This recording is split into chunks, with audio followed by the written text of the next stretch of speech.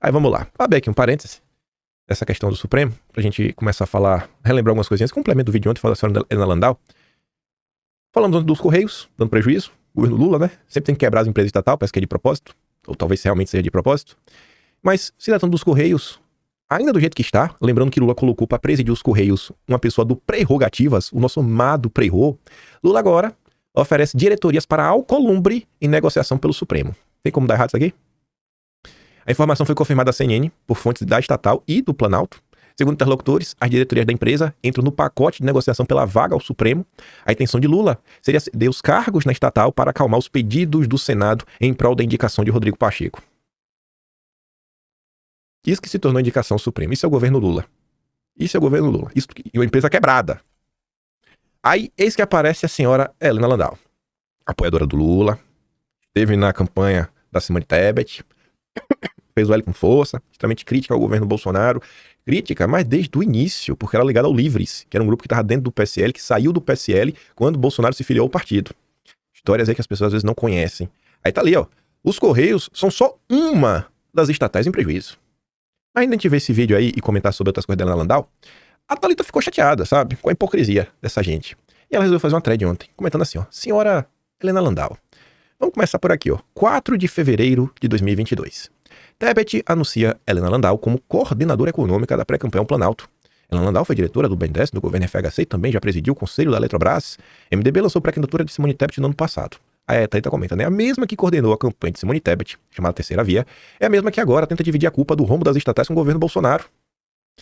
7 de outubro de 2022. Declarações feitas abertamente, com plena consciência de quem é Lula e de como foram os governos petistas. O Brasil não pode ser uma pária no mundo. Meu voto é contra a reeleição de Bolsonaro. É preciso dar um freio a Bolsonaro. Tá ali, ó. Helena Landau declara voto em Lula. O Brasil não pode ser um pária no mundo. Meu voto é contra a reeleição de Bolsonaro. Após ver o Congresso Nacional, que foi eleito no domingo, é preciso dar um freio a Bolsonaro. É um Congresso conservador e de direita, afirma economista. 15 de outubro. Bolsonaro foi o único presidente que governou com teto de gastos. Aí coloca assim, né? Todo mundo, mercado, jornalistas, empresários, cobrou de Lula, da Simone Tebet, do Ciro Gomes, da Sônia Tronic, qual ia ser a âncora fiscal, como ia ficar a política fiscal, como iriam fazer o ajuste fiscal. Mas ninguém cobrou isso do Guedes, do Bolsonaro, né? E foram eles que destruíram o teto, disse em entrevista. Tá ali, ó. É Bolsonaro que deve explicar o que vai fazer depois de destruir o teto. Para economista, mercado, jornalista e empresário, precisam cobrar o programa econômico do atual presidente. Não é pra cobrar do Lula, não. Lula, não. Não. Não é pra cobrar do Lula, não. E curiosamente, ó, vê como são as coisas. O governo Bolsonaro, mesmo quebrando o teto, entregou uma relação dívida-PIB menor do que quando o governo começou.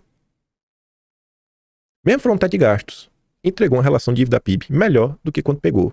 O que, inclusive, cai por terra a história do teto de gastos, porque às vezes vai ter momentos que você precisa gastar mais dinheiro, como foi o Fica em Casa, e você compensa em outros momentos. Mas o errado é Bolsonaro. Aí agora ela tá aí escandalizada com os Correios. 29 de fevereiro de 2024. Aí já é o governo Lula. Claro que dá, né, Helena? Tá ali, ó. Quanto mais o tempo passa, mais tenho saudades de FHC na presidência. FHC foi uma exceção, um presidente fora da curva, em um continente marcado por populistas à direita e à esquerda. Como ele, não tivemos mais.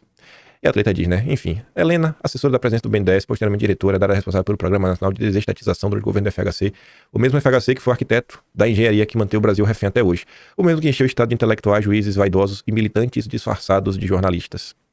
23 de dezembro de 2024. Economista que apoia o voto em Lula diz não ter esperança de um ótimo 2025, né? E o ano realmente tá acabando muito ruim.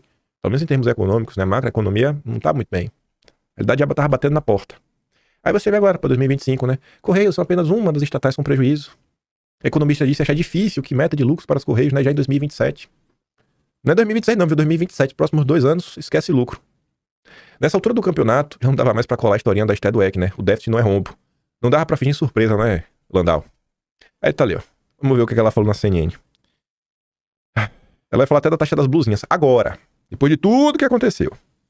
Eu acho que o governo e o ministro Haddad, o ministro Esther do Bem, demoraram para reagir. Porque ele começou a chamar a atenção já no final de 23, 24 já estava claro, aí começou a falar que déficit não era rombo, que o investimento ia retornar, o Haddad sempre coloca a culpa nos governos anteriores. De fato, tem um problema no Correios de governos anteriores, que foi a falta de investimento, que a Thaís levantou, porque o governo Bolsonaro, em tese, iria privatizar. o Correio.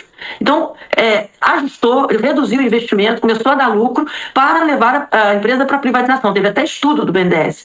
E o Paulo Guedes, como a gente sabe, não era muito preocupado com privatização, acabou não fazendo privatização nenhuma e a empresa acaba ficando nesse meio do caminho. Não foi nem lá, nem cá. Agora, nada justifica essa demora e nada justifica a velocidade desse rombo, né? A velocidade do rombo que a gente está vendo, 8 bilhões agora, né? E a falta de reação do governo. E só para não pitar político rapidinho, são 20 bilhões do Tesouro, que deveria, na realidade, ser um aporte direto e não é, porque senão entraria no cálculo do orçamento, né, do déficit orçamentário. E você fala 20 bilhões, quando o governo está discutindo aumento de imposto. Então, tudo isso cria uma crise assim, maior. De onde está indo esse dinheiro? Para que eu preciso de uma reforma tributária?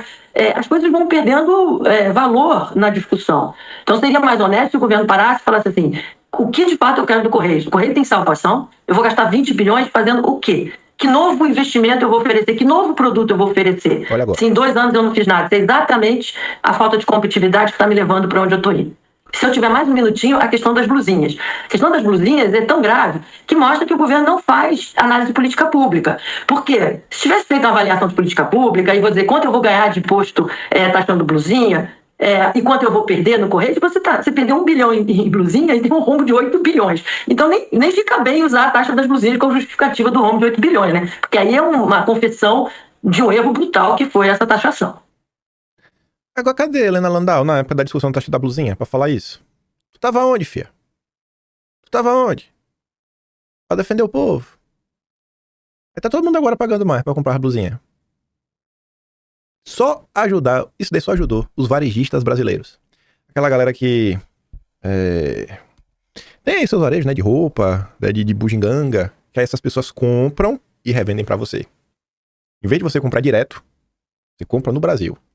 Uma coisa é proteger a indústria nacional. Você produz alguma coisa no Brasil, você, beleza, vamos aqui pra continuar produzindo. Outra coisa é você proteger varejista. Pô, pelo amor de Deus, aí. Não tem condição uma coisa dessa, só tá encarecendo o acesso aos produtos. Sabe? Não tem nenhum tipo de especialização nem nada aí no serviço.